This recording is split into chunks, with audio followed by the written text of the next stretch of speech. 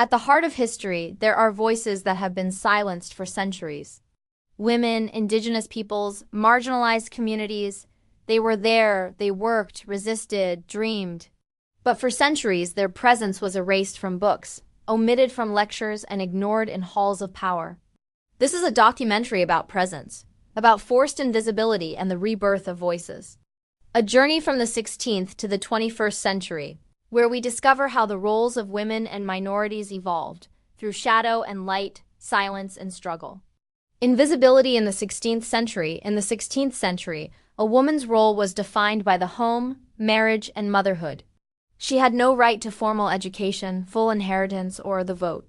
She was forbidden from holding public or religious office.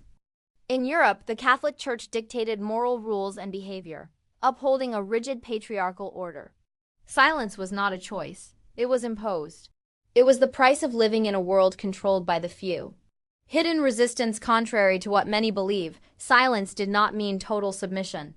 Women wrote in secret, like Sor Juana Inés de la Cruz in Mexico, or defied authority, like the so-called witches condemned by inquisitorial courts.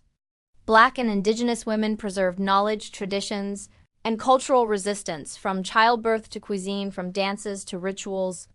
These were alternative societies, with women as leaders, mothers, and warriors. Official history did not mention them, but they shaped the present. The first achievements from the 18th to the 19th century, with the Enlightenment and the early winds of revolution, some women and minorities began to occupy more visible spaces. The ideas of freedom and equality challenged the old hierarchies. Still, inclusion was slow and selective. White elite women began writing, publishing, educating their daughters. In Brazil, figures like Maria Firmina das Reis, a black woman, emerged with literary works denouncing slavery and racism. Even so, the right to vote, access to higher education, and political representation remained distant privileges. Change was underway, but it faced a battle against centuries of exclusion. The 20th century and the feminist turn. The 20th century marked a turning point. World wars, social revolutions, and mass movements transformed social structures. Women entered factories, universities, and polling booths. The suffragist movement won the right to vote in many countries. In the 1960s and 70s, the second wave of feminism demanded equal pay, reproductive rights, and sexual freedom. At the same time, Black, Indigenous, and LGBTQIA+ liberation movements gained strength, challenging racism, homophobia, and systemic exclusion. Historically oppressed bodies now took to the streets, the podiums, and the microphones. Representation in the 21st century. In the 21st century, women and minorities are more visible than ever. Presidents, scientists, judges, artists, community leaders. Social media has become a stage for previously marginalized voices.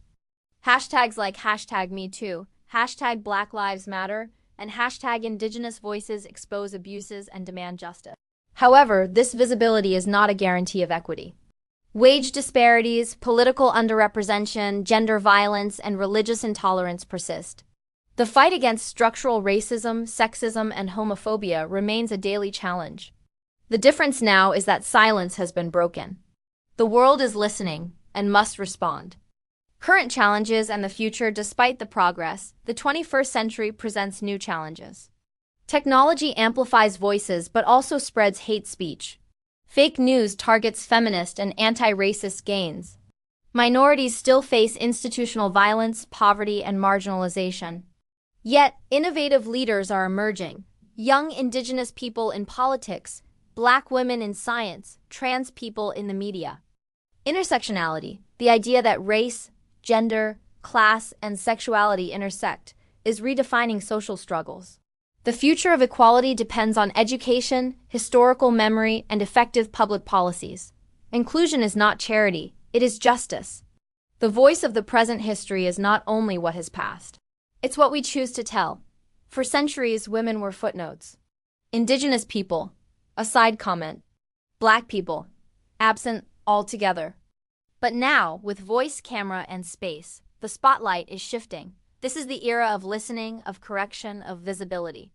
The 21st century is the time to recognize that without women, without minorities, history is incomplete. And we are here to tell it in full.